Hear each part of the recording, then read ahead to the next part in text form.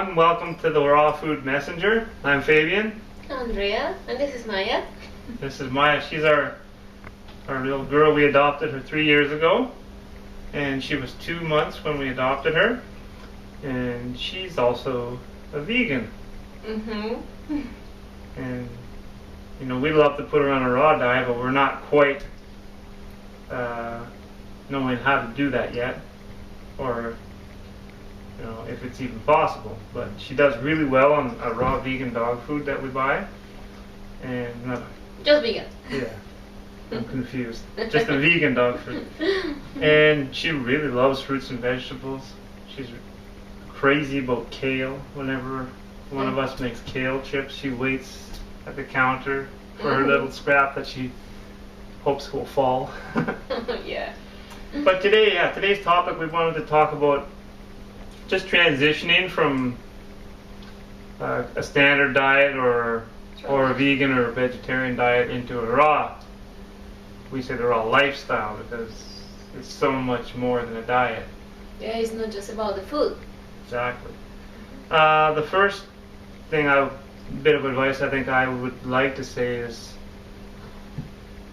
unless it's absolutely necessary, unless you're sick, I would always recommend a transition period instead of going, straight. Yeah, the overnight approach. I don't think that's the easiest way. And in many cases, I think there's a risk of, just kind of falling back into your old way of eating.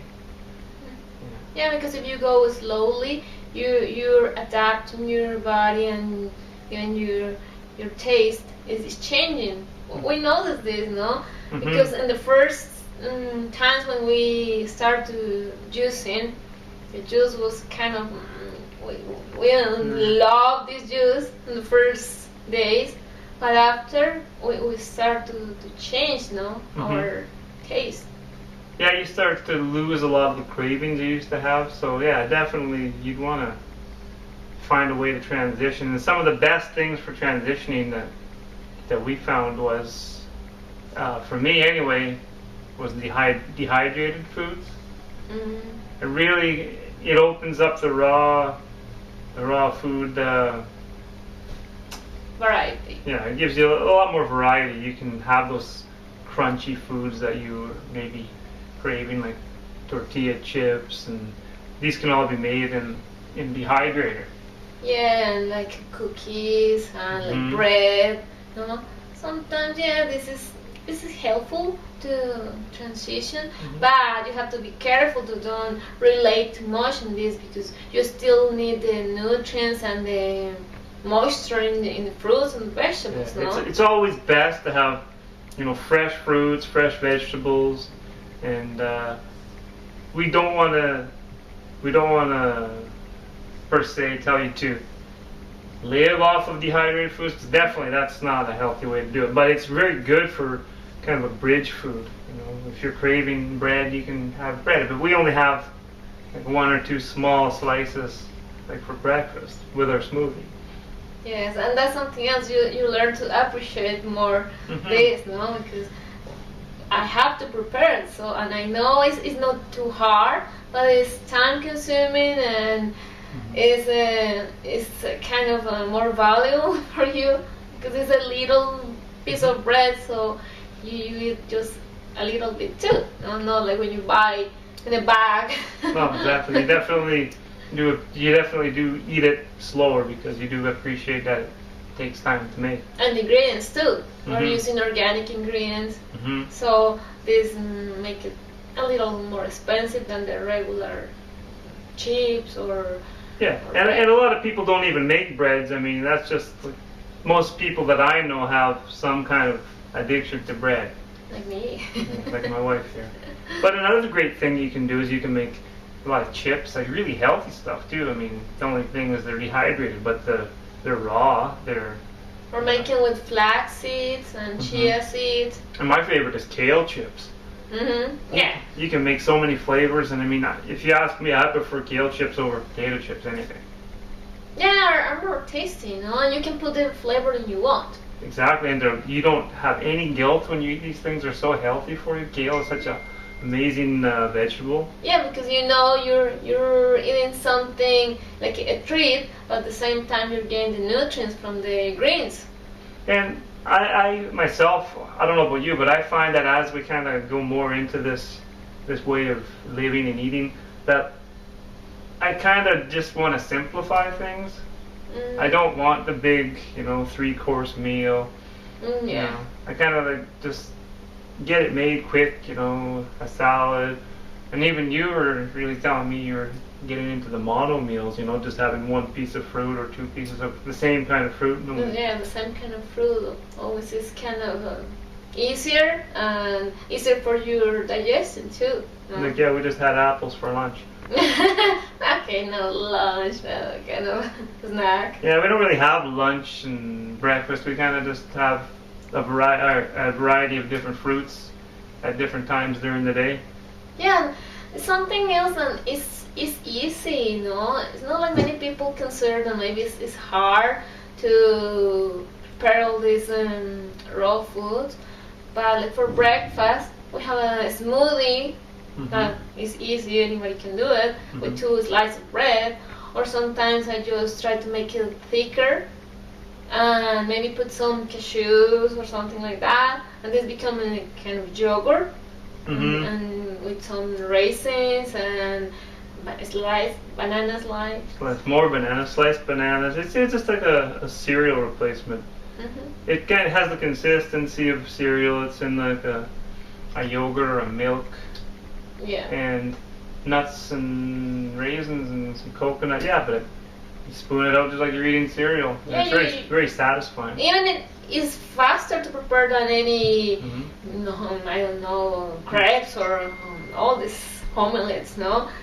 Preparing this yogurt with cereal take like 10 minutes. Absolutely. We used to cook a vegan kind of bacon and eggs replacement type breakfast with hash browns and fried up tofu, and that was like 40 minutes. It was a good hour, but from the time we started cooking to the time we ate, and then we still had to clean. So these raw breakfasts are very fast and easy.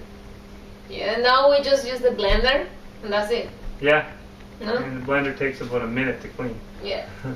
And for dinner, when we start in this raw diet, we start having like a half a portion of a salad, and the other half was any of these whole foods like quinoa, like brown rice, sometimes potatoes. Lots of legumes like lentils and we like red beans and chickpeas. Yeah.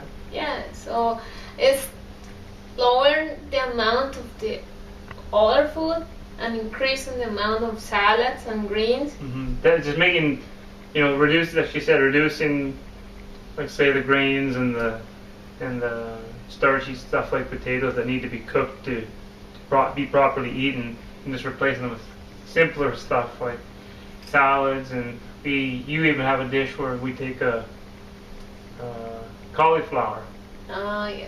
And she puts it in the food processor, and it makes a really delicious rice dish, and it's raw. It has the texture of rice and look of rice, but. And I even like to warm it up a little bit, very low temperature, so you don't feel like it's cold. You can put it in the food dehydrator or in your oven at the lowest setting in your oven. So as long as it's below 118 degrees, just to give it a little bit of a warmth, because it's not always the best when it's cold, right? They say the best way to know if it's no exceeding the temperature is you can put your finger in and you don't get burned. The finger test, yeah. Yeah, that's. If it's too hot for your finger, it's too hot for your food. Yeah, so basically you're killing your food when you're burning your finger. Yeah, so basically you want to keep the meals simple. Fruits and vegetables, just fruits, and you can have a small salad at lunch. I mean, smoothies are really great. They can be a meal or they can be a snack. And in the beginning, you want to use a lot of transition foods, and you want to, like Andrea said, that you want to maybe for your dinners or your big suppers, just go half salad and half of your older type of menu with cooked food, potatoes, rice, beans, or whatnot. And yeah, so that's how you want to start. And as you go, you just kind of, take out a little bit of the more and more of the cooked stuff and replace it with raw. I even want to encourage you to look for, if you love pasta like I do, look for other kind of pasta like gluten-free. Now you can find many varieties like brown rice pasta. Yeah, there's brown rice, there's corn pasta, kamut and pasta. mung bean. And another interesting one that we're kind of excited, we haven't tried yet, is we've seen it online, mung bean pasta. And there's only 2 ingredients in this particular brand that we saw, and it's mung beans and water.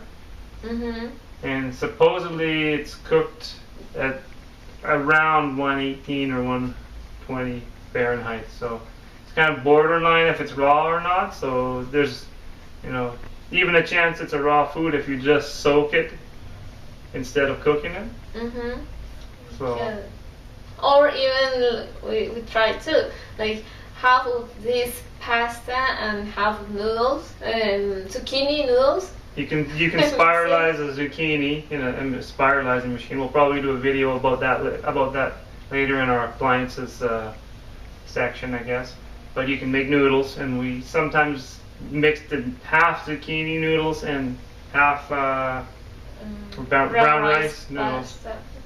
And you still had your consistency and the texture from that type pasta, and you had the health from the zucchini noodles. Yeah, so are really many different options. The only thing is, if you are open mind, just try. You're gonna find a way to make it easier, no? There's no one way to do it. Everyone's gonna have a personal preference of what they want to eat, and there's always a raw version. So. And something else, I just think it's very important is to keep handy what is like healthy snacks, like fruits. Have a bunch of fruits ready to eat, because when you feel like you wanna just have a bite of something, instead of go for your chips, you're going for a fruit.